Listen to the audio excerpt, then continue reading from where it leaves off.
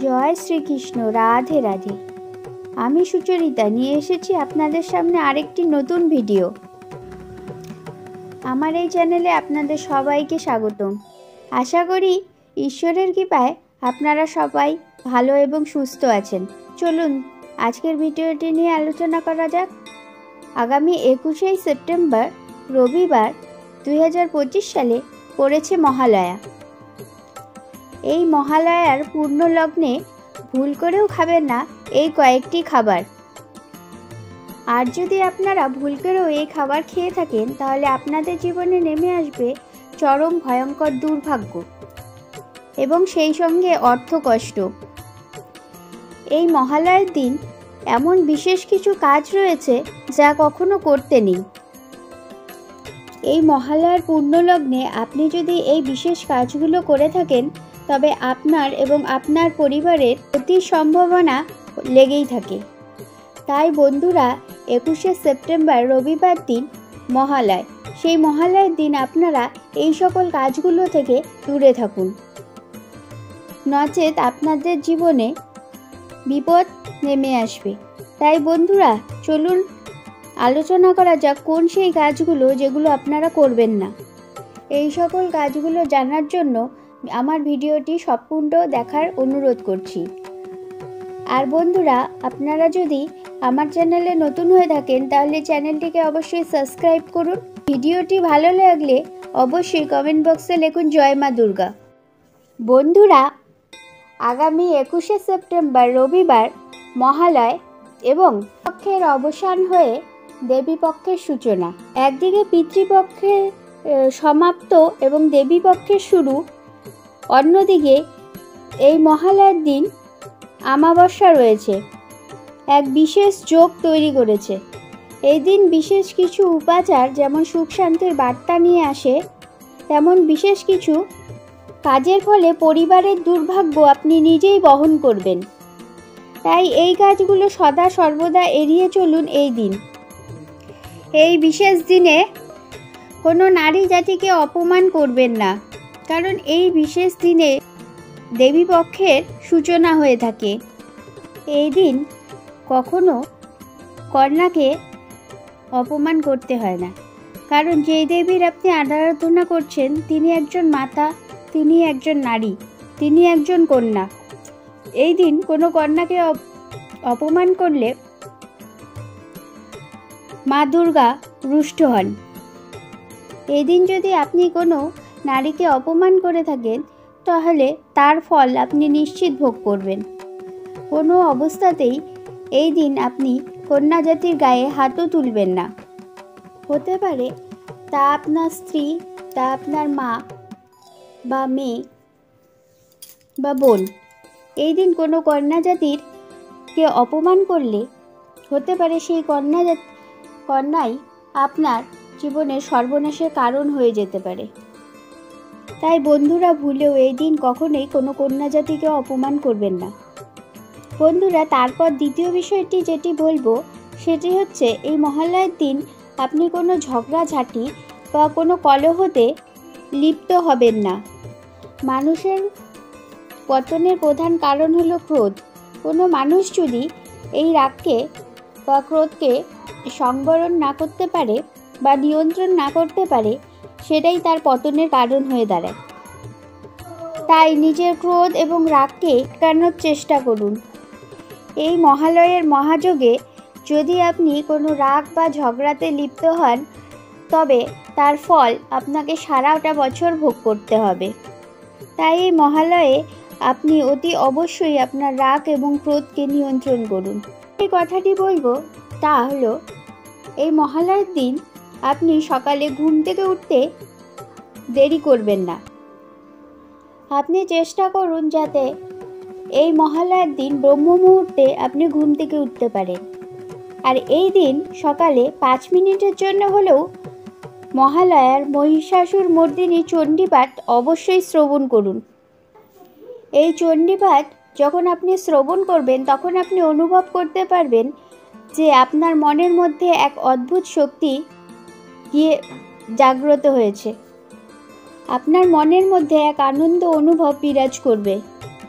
আর এই আনন্দ আর শক্তি আপনার পরবর্তী পথে চলার পথে আপনার সমস্ত বাধা বিঘ্নকে দূর করবে। তাই ভুলেও ওই মহালয়ার দিন কখনোই ঘুম থেকে দেরি করে উঠবেন না। চতুর্থ যে কথাটি বলবো সেটি হলো, এই মহালয়ার দিন যে অমাবস্যা, সেই অমাবস্যা বছরে যে 12টি অমাবস্যা রয়েছে তার মধ্যে বিশেষ অমাবস্যা। এই মহালয়ার এই অমাবস্যাতে সন্ধ্যার পর কখনোই নির্জন জনশূন্য স্থানে আপনি যাবেন না। কবরস্থান, শ্মশান বা তিন মাথার মোড় প্রয়োজন ছাড়া এসব জায়গায় যাবেন না। এইসব জায়গায় গেলে এই দিন একটা ক্ষতি হওয়ার বড় আশঙ্কা থেকেই থাকে। বন্ধুরা, এই সময় পিতৃপুরুষের তর্পণ করা হয়, তাই শাস্ত্রজ্ঞানীরা মনে করেন যে এই সময় পিতৃপুরুষের আত্মা মর্তলোকে গমন করে থাকে। শুভ ও অশুভ সকল প্রকার আত্মাই এই সময় যথেষ্ট সক্রিয় হয়ে থাকে, এমনটাই বলে থাকে শাস্ত্রবিদরা। যে কারণে বলা হয়ে থাকে এই মহালয়ার বিশেষ দিন কোনো নির্জন জায়গায় যাওয়া বর্জনীয়। বন্ধুরা, সর্বশেষ বলবো যে এই মহালয়ার দিন আপনার বাড়িতে যদি কোনো ক্ষুধার্ত, গরিব বা ভিখারি মানুষ এসে থাকে, তাকে আপনার সাধ্যমতো আপনি জিনিস দান করুন। তবে বন্ধুরা, এই মহালয়ার দিন সন্ধ্যার পর আপনার বাড়ি থেকে যে কোনো সাদা জিনিস যেমন চাল, দুধ, লবণ, দই এসব জিনিস কাউকে ভুলেও দান করবেন না বা কাউকে দেবেন না। এবার আসি এই 21শে সেপ্টেম্বর এই মহালয়ার পূর্ণ লগ্নে ভুল করেও আপনারা এই সকল খাবারগুলো খাবেন না। ভুল করেও যদি আপনারা এই সকল খাবারগুলো খেয়ে থাকেন, তবে আপনার জীবনে নেমে আসবে চরম ভয়ঙ্কর দুর্ভাগ্য এবং সেই সঙ্গে অর্থকষ্ট। হ্যাঁ বন্ধুরা, আপনারা একেবারে ঠিকই শুনছেন, আপনার সংসারে নেমে আসবে ভয়ঙ্কর দারিদ্রতা, দুঃখ, কষ্ট। এই মহালয়ার দিন দেবীপক্ষের সূচনা হচ্ছে। বিশেষ নিষেধাজ্ঞা রয়েছে এই কয়েকটি খাবারের ওপর। আপনারা কি জানেন এই পবিত্র মহালয়ার দিনে কোন কোন খাবারগুলো একেবারেই খাওয়া উচিত নয়, যা শাস্ত্রে স্পষ্টভাবে উল্লেখ করেছে? বিশেষ করে যারা মা দুর্গার কৃপা লাভ করতে চান, তারা আজকের এই ভিডিওটি সম্পূর্ণ শেষ থেকে দেখুন। চলুন বন্ধুরা, জেনে নেওয়া যাক যে কী খাবারগুলো আপনারা খাবেন না। আমি সবার প্রথমে যে খাবারটির কথা বলবো তা হলো চাল কুমড়ো। আপনি যদি এই মহালয়ার মহাযোগে চাল কুমড়ো খেয়ে থাকেন, তবে মা দুর্গার আশীর্বাদ থেকে আপনি বঞ্চিত হবেন। রবিবার আপনারা মহালয়ার দিন যদি এই খাবার খেয়ে থাকেন, তাহলে মা দুর্গা রুষ্ট হবেন এবং আপনার জীবনে বিভিন্ন সংকটের সম্মুখীন হতে হবে। তাই বন্ধুরা, ভুল করেও এই খাবার মহালয়ার দিন মুখে তুলবেন না। বন্ধুরা, দ্বিতীয় যে খাবারটির কথা বলবো তা হলো এই মহালয়ার পূর্ণ লগ্নে আপনারা কাঁচা দুধ একদমই খাবেন না। হ্যাঁ বন্ধুরা, আপনারা একেবারে ঠিকই শুনেছেন। অনেকেই আছেন যারা দুধ ভাত খেতে ভালোবাসেন, যারা দুধের বিভিন্ন জিনিস খেতে ভালোবাসেন, কিন্তু বন্ধুরা, মাতৃপক্ষের সূচনাকালে আপনি এই খাওয়া থেকে একেবারে বিরত থাকবেন, নচেত আপনার জীবনে রাহুর প্রকোপ পড়বে। আপনি জীবনে কখনোই সুখ, শান্তি, সমৃদ্ধি খুঁজে পাবেন না। হ্যাঁ বন্ধুরা, আপনারা জীবনে কখনোই উন্নতি লাভ করতে পারবেন না, কারণ বন্ধুরা, আপনার জীবনকে রাহু গ্রাস করে নেবে। তার ফলে আপনার কপালে শুধু দুর্ভাগ্যই জুটবে, আর এই দুর্ভাগ্যের জন্য আপনি নিজেই দায়ী থাকবেন।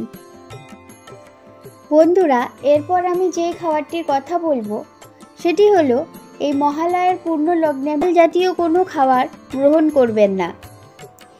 এখানে লাল খাবার বলতে বোঝানো হয়েছে মসুর ডাল, লাল নোটে শাক, রাঙা আলু, টমেটো। এই খাবারগুলো যদি আপনারা খেয়ে থাকেন, তাহলে আপনাদের জীবনে নানান দিক থেকে সমস্যা আসবে, তা শাস্ত্রে স্পষ্ট উল্লেখ করা রয়েছে। এই মহালয়ার পূর্ণ লগ্নে আপনারা এই খাবারগুলো খেয়ে আপনাদের জীবনে দুর্ভাগ্য ডেকে আনবেন না। বন্ধুরা, একটা কথা মাথায় রাখবেন, আপনার সৌভাগ্যের চাবিকাঠি রয়েছে আপনারই হাতে। কারণ আপনি যেমন কর্ম করবেন আপনাকে তেমনই ফল পেতে হবে। আর আপনি যদি এই দিনটিকে সুষ্ঠুভাবে ভালোভাবে কাটান তাহলে এর ভালো ফল অবশ্যই আপনি পাবেন।